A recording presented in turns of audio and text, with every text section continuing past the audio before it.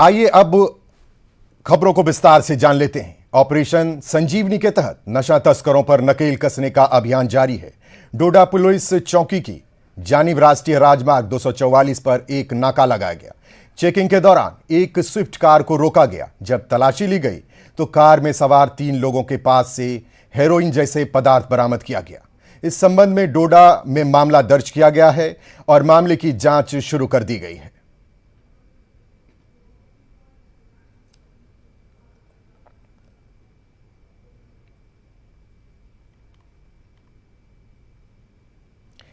बेमीना श्रीनगर में 500 बिस्तर वाले बच्चों के अस्पताल के निर्माण से लोग काफी संतुष्ट हैं, लेकिन चिकित्सा सुविधा और दवाइयां ना मिलने से लोग परेशान रहते हैं।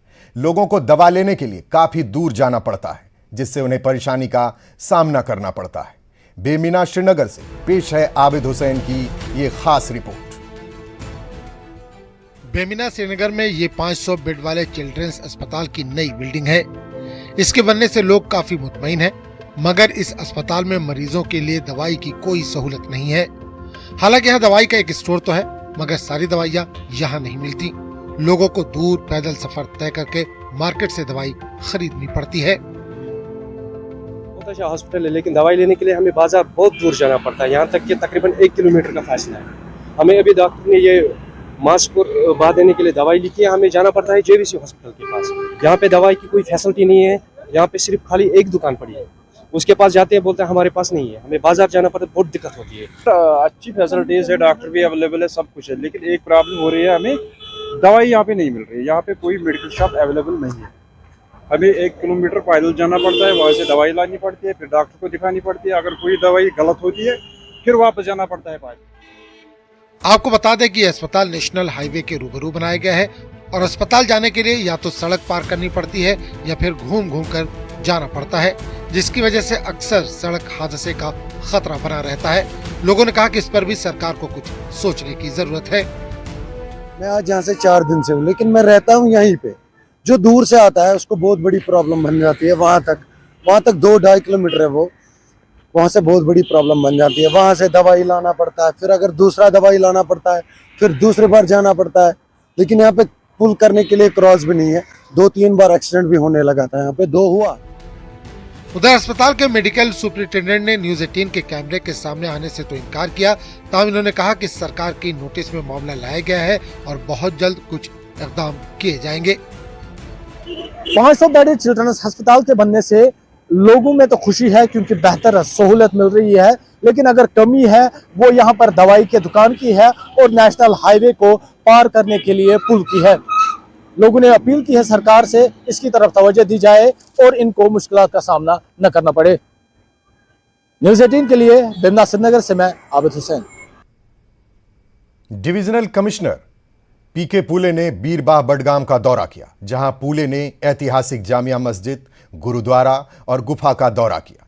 पीके पूले ने कहा कि उन्हें खुशी है कि बीरबाह धार्मिक सद्भाव और धार्मिक भाईचारे के लिए एक महान स्थान है। पूले ने कहा कि बीरबाह में जामिया मस्जिद की वास्तुकला को देखकर वह बहुत प्रभावित हुए। पूले के साथ मीरवाइज मध्य कश्मीर के मौलवी सैयद अब्दुल लतीफ बुखारी भी उनके साथ थे। एसडीएम बीरबाह और अन्य वरिष्ठ अधिकारी भी वहां उनके साथ मौजूद थे। जीएस प्लेस एक ही हिल के फुटहिल्स पर है। गुरुद्वारा भी है नाले के बगल में, जामिया मस्जिद है जो अपने आप में एक बहुत बड़ी बिल्डिंग है, और हिल पर जो है जहाँ यहाँ का जो संगीत के जो रचयिता है, जिन्होंने काफ़ी रिलीजियस और जो म्यूज़िक रिलेटेड जो कंपोजिशंस की, उन्होंने जो यहाँ जो ये की है उनकी गुफाएं हैं, अभिनव गुप्त जी। तो ये देखने के लिए मैं आया था। जामिया मस्जिद मैंने देखी है, ये जो 3 फ्लोर का जो स्ट्रक्चर है, जिसमें लेडीज़ जेंट्स और हर कोई इसमें नमाज कर सकता है, नमाज अदा कर सकता है। बहुत ही अच्छे तरीके से बना है, मतलब ऐसा आर्किटेक्ट मैंने कहीं नहीं देखा है। तोसा मैदान, दूध पथरी और यूस मर्ग जैसे पर्यटक स्थलों को और विकसित करने के संबंध में अगले कुछ दिनों में बड़ी घोषणा की जाएगी। ये बातें कश्मीर के संभागीय आयुक्त पीके पुले ने अपने बीरबाह के दौरान कही। पीके पुले ने कहा कि गुलमर्ग के अलवा पीर पंचाल रेंज में कुछ स्थान हैं जहां पर्यटक आकर्षित हो सकते हैं। उन्होंने कहा कि गुलमर्ग के अलावा तोसा मैदान, दूध पथरी और यूस मर्ग ऐसी जगह हैं जहां पर्यटक जा सकते हैं, जिससे रोजगार भी बढ़ सकता है। पंजाल रेंज है, पीर पंजाल रेंज पर हमारे बहुत सारे ऐसे मैदान हैं जिसमें कि बड़े टूरिस्ट आ सकते हैं। पीर पंजाल में एक ही मैदान हमने यूज़ अभी तक कर रहे हैं, वो गुलमर्ग है, लेकिन उसके बगल में तोशा मैदान है, उसी के बगल में दूध पत्री है, उसी के बगल में यूसमर्ग है और बीरवा इनके फुटील्स पर आता है। मागाम से जो है इन्हीं 3 प्लेसेस को आपको जाया जा सकता है। आगे टूरिस्ट जो अदरवाइज़ आता है श्रीनगर से सीधा गुलमर्ग जाता है, गुलमर्ग से सीधा श्रीनगर वापस जाता है, उसको इस एरिया में कैसे और ले जाए, उस पर गवर्नमेंट काम कर रही है। डेफिनेटली आपको कुछ एक दिनों में जो है बड़ी इस पर कुछ अनाउंसमेंट्स ये। जम्मू कश्मीर के 2 दिवसीय दौरे पर आए केंद्रीय मंत्री अर्जुन राम मेघवाल ने अंबारन में प्राचीन बौद्ध स्थल और अखनूर किले का दौरा किया। भाजपा के जिला अध्यक्ष राजीव शर्मा और सदस्य द्वारा अर्जुन राम मेघवाल को गर्मजोशी से उनका स्वागत किया गया। उन्होंने मीडिया कर्मियों से खास बातचीत की और उन्होंने कहा अंबारन में बौद्ध स्थल को पर्यटन मैप पर लाने का प्रयास जोरों पर है, जो भविष्य में देश भर के पर्यटकों को आकर्षित करेगा। उन्होंने अखनूर के पर्यटन स्थलों में विशेषकर अखनूर किले के बारे में कहा कि अखनूर में पहले से ही पर्यटकों की काफ़ी संभावनाएं हैं, इसलिए अखनूर में पर्यटन को और बढ़ावा देने के लिए नई संभावनाओं को तलाश किया जा रहा है। प्रोटेक्टेड मोनूमेंट की साइट है, इसको हम आज देखने आए हैं। ये कैसे इसको और विकसित करें, डेवलप करें और इसमें क्या क्या कार्यक्रम जो यहाँ की संस्कृति है और उसको जोड़ते हुए करें, इस संबंध में इसको आज अवलोकन किया। पार्टी के भी सभी वरिष्ठ कार्यकर्ता भी, हमारे एमपी साहब भी हमारे साथी हैं। तो हम आज़ादी के अमृत महोत्सव के दौरान जो हमारा अमृत कालखंड चल रहा है उसमें कुछ नए प्रोग्राम दे रहे हैं, उसमें यहाँ क्या प्रोग्राम हो सकता है उसका अवलोकन करना है। सर, आप बौद्धिक स्थल पे गए, वहाँ पे जाके आपको क्या फील हुआ और क्या ऐसा टूरिस्ट को लेके? देखिए, टूरिस्ट डेस्टिनेशन जैसे प्रधानमंत्री मोदी जी का ये साफ साफ कहना होता है कि कोई हमारी एएसआई की साइट है वो प्रोटेक्ट हो, एकदम ठीक है, लेकिन वो टूरिस्ट डेस्टिनेशन भी बने जिससे ज्यादा से ज्यादा लोग उसके बारे में जाने। तो ये यहाँ तो कहते हैं टूरिस्ट काफी संख्या में आ रहे हैं, उधर कुछ कम आते हैं, तो उसके लिए हम स्टेट जो टूरिज्म मैप है उसमें हम उस स्थान को इंक्लूड कराएंगे जिससे वहाँ टूरिस्ट भी ज्यादा बढ़े। जो आज़ादी का अमृत महोत्सव में है, इसमें देश को श्रेष्ठ बनाना है और जम्मू तो उसमें अगुवाई। डेमोक्रेटिक आजाद पार्टी की ओर से रामबन में कार्यक्रम का आयोजन किया गया। इस बीच रामबन से ताल्लुक रखने वाले नेता चौधरी मोहम्मद फारूक को पार्टी का प्रांतीय सचिव बनाए जाने पर जोरदार स्वागत किया। कार्यक्रम के दौरान वक्ताओं ने पार्टी के लिए रामबन को प्रतिनिधित्व का मौका देने के लिए गुलाम नबी आजाद का धन्यवाद किया।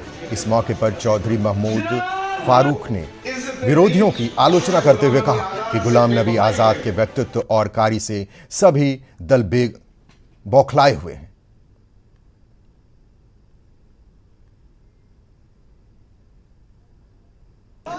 सोनवरी के गुनिस्तान इलाके के लोगों ने शिकायत की है कि गुनिस्तान से शादीपुर जाने वाली सड़क जर्जर हालत में है, जिससे स्थानीय लोगों को आने जाने में काफी दिक्कतों का सामना करना पड़ता है। स्थानीय लोगों का कहना है कि यह सड़क कई वर्षों से जर्जर अवस्था में है, लेकिन प्रशासन इस मामले में कोई कदम नहीं उठा रहा है। स्थानीय लोगों ने जिला प्रशासन और संबंधित विभाग से इस सड़क को प्राथमिकता के आधार पर बनवाने की गुहार लगाई है, ताकि लोगों को अधिक परेशानी ना हो।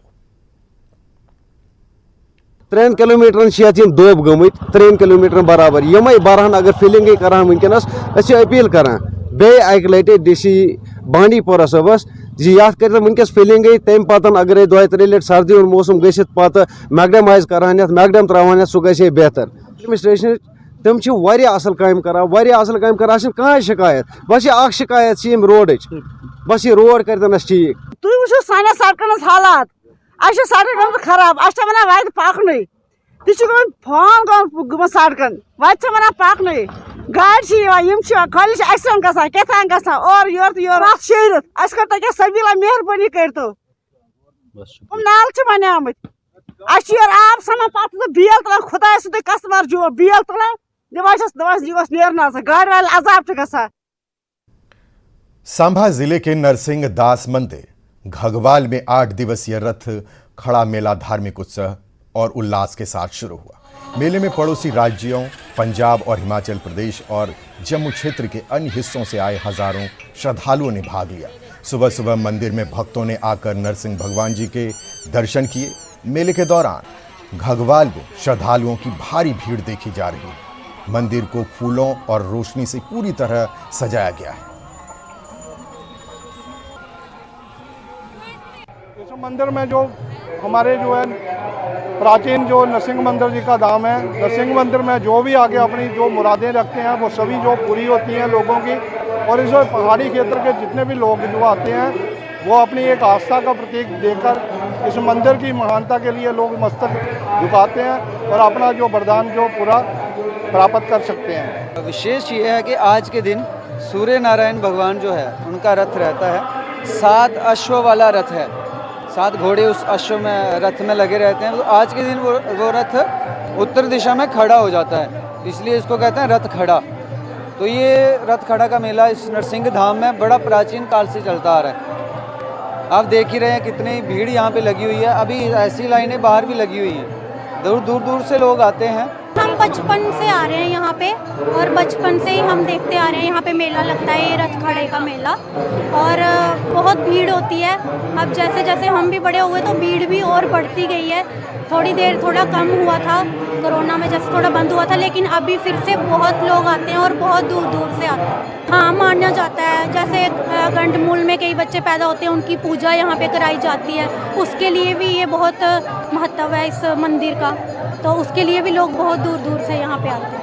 हम इस समय मौजूद हैं गगवाल के नरसिंह धाम मंदिर में और जहाँ पर आज वार्षिक मेले का आयोजन किया गया। और ठीक आप मेरे पीछे इस तरफ देख सकते हैं, सुबह से ही श्रद्धालुओं की जो है लंबी कतारें जो है वो लगी हुई हैं और सुबह से ही लोग जो हैं वो दर्शन के लिए नरसिंह मंदिर में जहाँ धाम में पहुँच रहे हैं और भगवान नरसिंह की पूजा की जा रही है। और आपको ये बताते चलें कि कोविड के दौरान 2 साल जो कोविड रहा उस दौरान ये मेला नहीं हो पाया। हालांकि कोविड के बाद जन्माष्टमी में इस मेले का आयोजन किया गया था, उसके बाद जो आज वार्षिक मेला जो जहाँ पे लगाया गया उसका आयोजन किया गया। और इस मेले को रथ खड़े का मेला भी कहा जाता है। ये दिसंबर महीने में लगाया जाता है और जहाँ बड़ी संख्या में लोग पहुँचते हैं। अगर हम बात करें जम्मू कश्मीर के राज्य की, बाहरी राज्यों की बात करें, वहाँ के लोग भी जहाँ पे पहुँच के नरसिंह भगवान की पूजा करते हैं। और विशेष तौर इस मेले की ये खासियत है कि जो पहाड़ी क्षेत्र के लोग होते हैं वो यहाँ पहुँच के जो हाथों से बुनकर जो सामान बनाया उसकी जो है बिक्री वो यहाँ पे करते हैं। और बहुत ही धार्मिक और प्राचीन ऐतिहासिक स्थान है नरसिंह देव का गगवाल में, जहाँ जे आज मेले का आयोजन किया गया। और साथ ही साथ अगर हम बात करें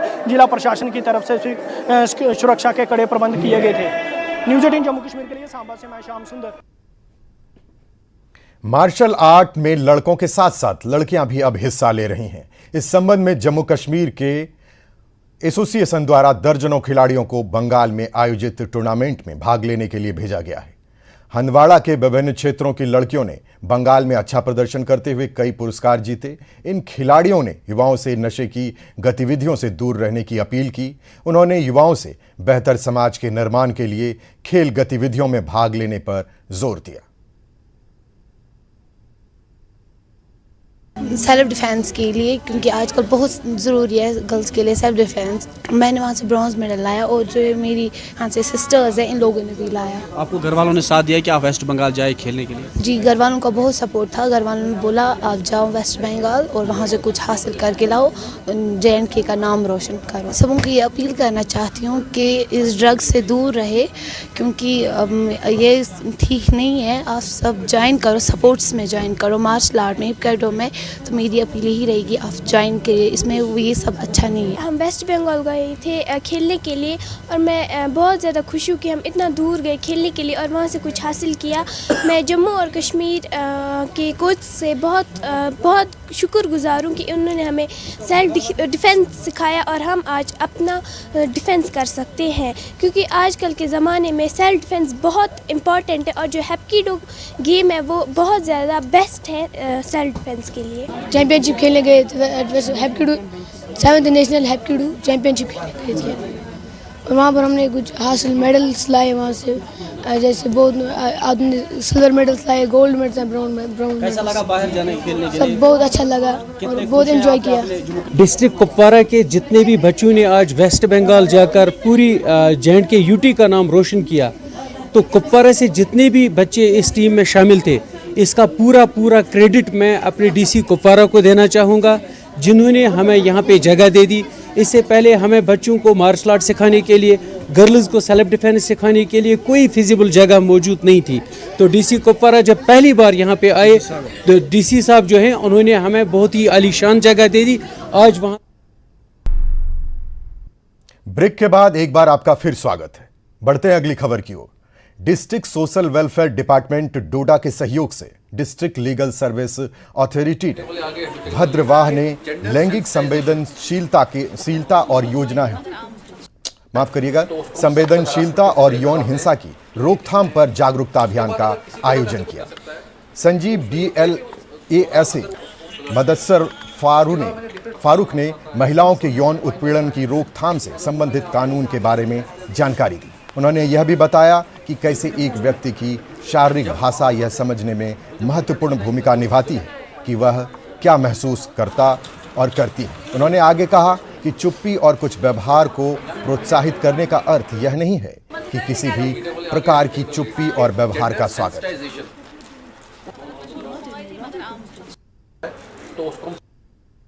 जेंडर सेंसिटाइजेशन और sexual harassment at work place, इस बारे में जो हमारी जो डिफरेंट जो आई थी लेडीज़ यहाँ पे, जो कई मतलब डिफरेंट वर्कर्स हैं, जो उनको बताया गया कि जो एक्ट है, जो सेक्सुअल हैरासमेंट एक्ट 2013 का है, उसमें क्या क्या गाइडलाइंस दी है ऑनरेबल सुप्रीम कोर्ट ने, और कौन कौन से उसमें कमिटीज़ बनाई गई हैं, उसमें क्या क्या फॉलो करना है।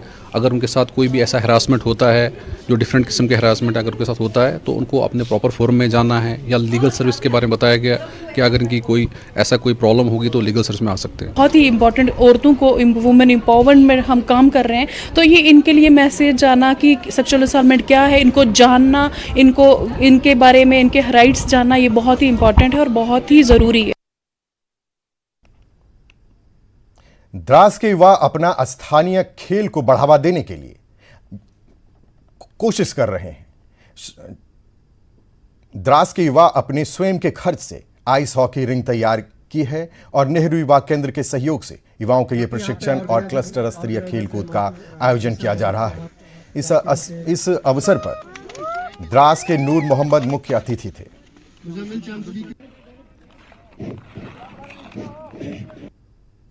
रोज तो जो है बच्चों की डिमांड पर जो है हमने कोशिश करके ये ग्राउंड, हमें दिन रात मेहनत करके हमें ये ग्राउंड बना है। थोड़ा मुश्किलात हमें ये ज़रूर आया है कि जो है इसका सही मेंटेन नहीं हो पाया, क्योंकि हमारे अपनी जो है यहाँ के इलाके की थोड़ी अंदरूनी थोड़ा नाइत्तेफाकी की वजह से थोड़ा ये जो है सही से डेवलप नहीं हो पाया। तो इंशाल्लाह जो है आज हमारे इलाके के लोग भी काफ़ी जाग चुके हैं, तो इंशाल्लाह आने वाले दिनों में हम इसको ज़रूर मेंटेन करेंगे। तो मैं आपको यहाँ से बताता चलूँ, ये जो है एक हेरिटेज पोलो ग्राउंड है। तो ये जो है बहुत पहले ज़माने में यहाँ पर जो है हॉर्स पोलो वगैरह वो बहुत खेला जाता था। मैं खुद भी जब छोटा था तो मैं भी यहाँ मैच देखने आता था। तो बदकिस्मती से जो है हमारा एक जो है थोड़ा नाइत्तेफाकी की वजह से ये सही मेंटेन नहीं हो पाया। तो इंशाल्लाह हम आजकल हमारे लोग भी इस चीज़ के लिए साथ दे रहे हैं, तो हम भी अपनी तरफ से कोशिश कर रहे हैं कि जो है इसको सही मेंटेन करें। नेहरू युवा केंद्र और sports department in collaboration with चाम्स development and sports association ने हमने एक छोटा सा यहाँ पे एक कदम उठाया है। यहाँ पे हमने अपने क्लब के लोगों ने, बच्चों ने एक छोटा सा रिंग जो है आइस हॉकी रिंग एक डेवलप किया है। इससे पहले एक आर्चरी मैच भी यहाँ पे एग्जीबिशन मैच हुआ था। तो कोशिश यही है कि बच्चों को और ख़ासकर यूथ्स को स्पोर्ट्स की तरफ राग़िब करें। और ख़ासकर मैं ये कहना चाहूँगा कि आइस हॉकी एक बहुत ही बड़ा स्पोर्ट्स इवेंट बन चुका है हमारे ख़ासकर लद्दाख में और ख़ासकर द्रास में। यहाँ पे हर गांव में रिंग बनाया, आइस हॉकी रिंग बनाने की कोशिश कर रहे हैं। तो इसी कोशिश में आज हमने इस स्पोर्ट्स इवेंट को शुरू किया है। यहाँ 15 दिन का एक आइस हॉकी कैंप होगा, जिसमें हम अंडर 14 बच्चों को हम यहाँ पे प्रैक्टिस करा रहे हैं, सिखा रहे हैं, जिसमें हमारे द्रास से ही कोच से जो नेशनल लेवल और इंटरनेशनल लेवल पे हमारे लद्दाख को या करगिल को रिप्रेजेंट कर चुके हैं, वो भी यहाँ आकर बच्चों को सिखाने की कोशिश करेंगे। LAHDC चेयरमैन करगिल फिरोज खान ने सर्दियों के दौरान यात्रियों के लिए AN32 करगिल करियर सेवा IAL 76 की व्यवस्था की समीक्षा की। इस सिलसिले में चर्चा करने के लिए फिरोज खान ने परिषद सचिवालय में एक बैठक की अध्यक्षता की। कार्यकारी पार्षद समाज कल्याण सैयद मोहम्मद फाजली, उपायुक्त CEO ALAHDC करगिल संतोष सुखदेव, वरिष्ठ पुलिस अधीक्षक करगिल अनायत अली चौधरी के अलावा भारतीय वायुसेना के संबंधित अधिकारी, जिला अधिकारी, संपर्क और सहायक संपर्क अधिकारी बैठक के दौरान मौजूद रहे। बैठक के दौरान AN32 करगिल कुरियर सेवा के सफल और सुचारू रूप से चलाने के लिए अधिकारियों के साथ गहन चर्चा और विचार विमर्श किया गया। CEC ने कहा कि ऑनलाइन टिकटिंग ने यात्री की प्रक्रिया को आसान किया है। उन्होंने कहा कि हवाई सेवाओं के सफल संचालन के लिए जिला प्रशासन और संबंधित विभागों के सभी उपाय करने चाहिए। वो सारे अरेंजमेंट्स उन्होंने अपने लेवल पे किया है। अब हमने अपने लेवल पे लद्दाख के 8वें अब्देमिक विश्वविद्यालय का आयोजन करगिल कैंपस लद्दाख विश्वविद्यालय में किया गया। कंस्टिट्यूट कॉलेज ने बैठक में भाग लिया। विश्वविद्यालय ने ANEP 2020 के अनुसार अधिक शैक्षणिक कार्यक्रम शुरू करने का निर्णय लिया। विश्वविद्यालय ने ANEP के अनुसार 2023 से 4 वर्षीय UG कार्यक्रम शुरू करने का भी निर्णय लिया।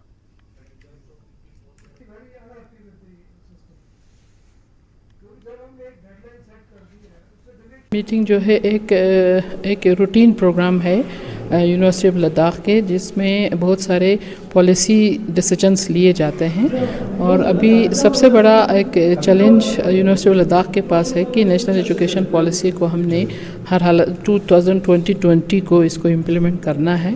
तो ये सबसे बड़ा मुद्दा यही था कि हमारे जितने भी लास्ट टाइम पे भी हमने जो कंक्लूड किया था यूनिवर्सिटी लद्दाख ने लेह में, तो उसके बेसिस पर आज हमें वो इम्प्लीमेंटिंग प्रोग्राम्स और की पॉलिसीज़ के बारे में डिसीजन लेना था। उस वजह से एकेडमिक काउंसिल की मीटिंग, और ये रोटेशन बेसिस पर होता है कि लेह में भी और करगिल में भी। तो इस बार जो है 8th एकेडमिक काउंसिल मीटिंग है जो करगिल कैंपस में मुनक़िद हो रही है। लद्दाख विश्वविद्यालय के कुलपति ने करगिल कैंपस में मेगा तीरंदाजी प्रतियोगिता का 2022 का उद्घाटन किया।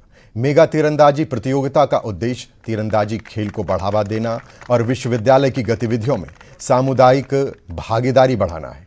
इस आयोजन के लिए पारंपरिक और आधुनिक दोनों श्रेणियों में कुल 42 टीमों ने पंजीकरण कराया।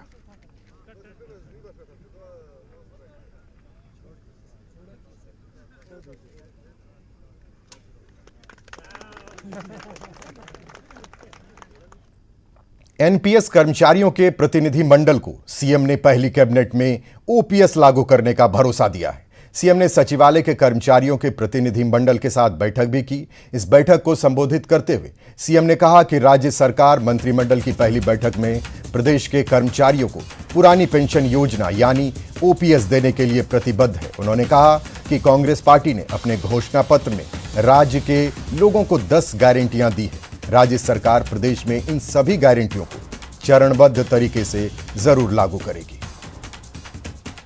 से एक ही मांग है पुरानी पेंशन बहाली। इसके सिवाय ना हमारे पास कोई विकल्प है, ना हमने ऐसी कोई मांग रखी, और सरकार ने भी सीधे सीधे कहा है कि आपकी जो एकमात्र मांग है उसको पूरा करने जा रहे हैं। ऐसे कोई बीच के रास्ते की ना हमारी ओर से मांग की गई है, ना सरकार ने हमें कहा। इसका मतलब पहली कैबिनेट है। अब वो तो माननीय मुख्यमंत्री महोदय और सरकार को और उनके पार्टी को पता होगा कि पहली कैबिनेट जैसे ही गठित होगी कब करेंगे, क्योंकि माननीय मुख्यमंत्री का विशेष अधिकार भी है, और ना हमारी ओर से ऐसा कोई विशेष दबाव है कि पहली कैबिनेट आप आज कर लें, कल करें। वो चाहे 10 दिन बाद करें, चाहे 1 महीने के बाद करें, हमें इंतजार पहली कैबिनेट का है। सीएम ने शिमला के मोशाबरा स्थित वृद्ध आश्रम, नारी सेवा सदन और मॉडल चिल्ड्रन होम का दौरा किया। इस दौरान सीएम ने कहा कि सुख सुविधाओं का जायजा लिया और नारी सेवा सदन में रह रही महिलाओं को सर्दियों से बचने के लिए कंबल, मफलर और मिठाइयां बांटी।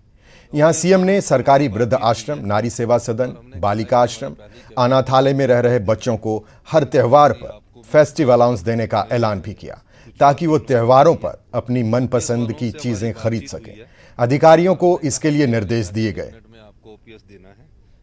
ओपीएस वालों से हमारी बातचीत हुई है और हमने कहा है कि हमारी पहली कैबिनेट में आपको ओपीएस देना है, लेकिन थोड़ी सी आपको भी उसका हमें कुछ बातें उन्होंने बताई है, उस दृष्टिकोण से हम आगे बढ़ रहे हैं। मुख्यमंत्री ने कोविड की स्थिति की समीक्षा के लिए स्वास्थ्य विभाग के अधिकारियों से बैठक की। इस बैठक में सीएम ने अधिकारियों को राज्य में कोरोना के मामलों पर कड़ी निगरानी रखने और किसी भी तरह की स्थिति से निपटने के लिए जरूरी निर्देश दिए। यहां सीएम सुखविंदर सिंह सुक्खू ने फ्लू जैसे लक्षण वाले लोगों की कोविड जांच के निर्देश भी दिए।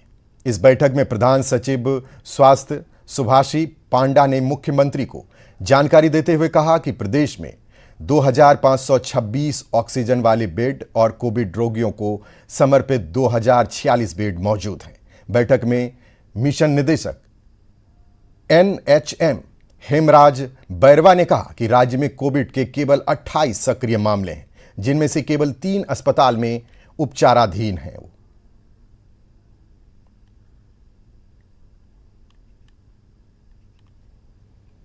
इस बुलेटिन में इतना ही। बाकी की खबरों को देखने के लिए बने रहिए हमारे साथ।